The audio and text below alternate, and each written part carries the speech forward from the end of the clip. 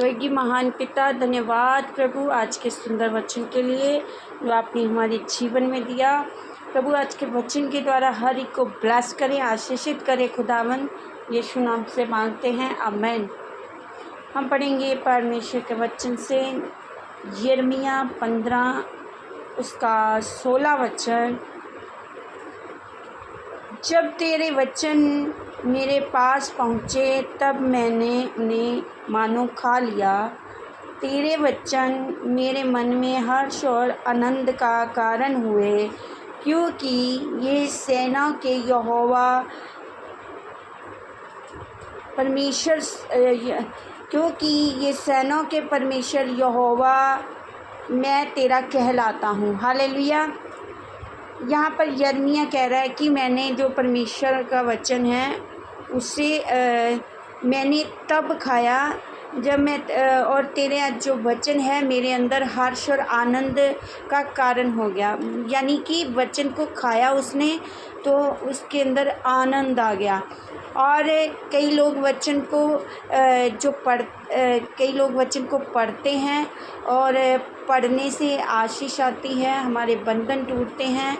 और जब हम वचन को सुनते हैं तो हमारे जीवन में विश्वास की वृद्धि होती है, क्योंकि रोमियो 10:17 कहता है विश्वास सुनने के द्वारा और सुनना मसीह के वचन से होता है। यानी जब हम वचन को पढ़ते हैं तो हमारे जीवन में क्या होता है, आशीष आती है, छुटकारा होता है, चंगाई मिलती है। और जब हम सुनते हैं हमारे विश्वास में बढ़ोतरी होती है। और आज यिर्मयाह नबी जब वचन को उसने खा लिया है, कहता है मैं हर्ष और आनंद के मेरे मन में ये जो वचन जो मैंने खाया है वो मेरे अंदर हर्ष और आनंद का कारण हो गया है। हालेलुया।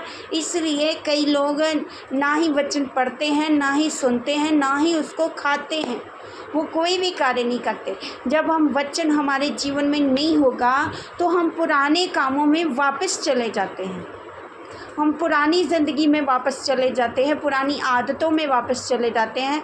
हो सकता है कि हमारा जीवन फिर से ख़राब हो जाए। पर जब हम वचन में रहेंगे, पढ़ेंगे, सुनेंगे, उसको खाएंगे, बोलेंगे, तो हमारे जीवन में आशीष आएगी, छुटकारा आएगा, चंगाई आएगी। क्योंकि वचन के बिना इंसान मुरझा जाता है, इंसान ख़त्म हो जाता है। क्योंकि यशायाह 40:8 कहता है कि वचन जो है वो मुरझाने वाला है, वो घास की तरह मुरझा जाएगा, ख़त्म हो जाएगा, पर जो परमेश्वर का वचन है वो सदा अटल रहेगा। हालेलुया। कि घास भी मुरझाती है, फूल भी मुरझा जाते हैं, पर परमेश्वर का जो वचन है वो कभी भी ख़त्म नहीं होता, वो कभी भी ख़त्म नहीं होने वाला, क्योंकि वो अटल है। इसलिए वचन हमारे जीवन में होना ज़रूरी है। आप उसको पढ़ें, आप उसको सुनें, आप उसको खाएं, ताकि आप जीवन में आशीषित हों, चंगे हो जाएं, छुटकारे को पाएं, आप विश्वास की बढ़ोतरी को अपने जीवन में देखें और आप हर्ष और आनंद को देखें। यहाँ पर यिर्मयाह नबी ने वचन खाया और कहता है कि ये मेरे मन में हर्ष और आनंद का कारण हो गया। इसलिए जो लोग आज हर्षित नहीं हैं, आनंदित नहीं हैं, इसका मतलब वो वचन को खाते नहीं हैं, वो रोज़ वचन को खाते नहीं हैं। क्योंकि वचन जो है जीवन की रोटी है। जो अपने जीवन में वचन को रोज़ नहीं खाता है, यानी ना ही वो रोज़ वचन को पढ़ते हैं, ना ही सुनते हैं, ना ही खाते हैं, जो जीवन की रोटी नहीं खाता वो अपने जीवन में कमज़ोर हो जाते हैं, वो मुरझा जाते हैं। इसीलिए आज अपने जीवन पे मनन करना है कि क्या हम रोज़ वचन सुनने वाले, पढ़ने वाले लोग हैं। अगर ये सब नहीं कर रहे तो हम जीवन की रोटी नहीं खा रहे, तो हम कमज़ोर हो जाएंगे, हम पुराने जीवन में वापस जा सकते हैं, पुरानी आदतें हम में वापस आ सकती हैं। इसलिए पुराने जीवन में वापस चले जाएंगे, पाप में वापस चले जाएंगे तो बहुत मुश्किल की बात है। इसीलिए भाई और बहनों, अपने जीवन में जो जीवन की रोटी है, परमेश्वर का वचन जीवित है, प्रबल है, वचन क्रियाशील है। इब्रानियों 12 का कहता है कि ये वचन क्रियाशील है, प्रबल है और चोखी तलवार और ये चोखा है, दो धारी तलवार से तेज है ये वचन। हालेलुया।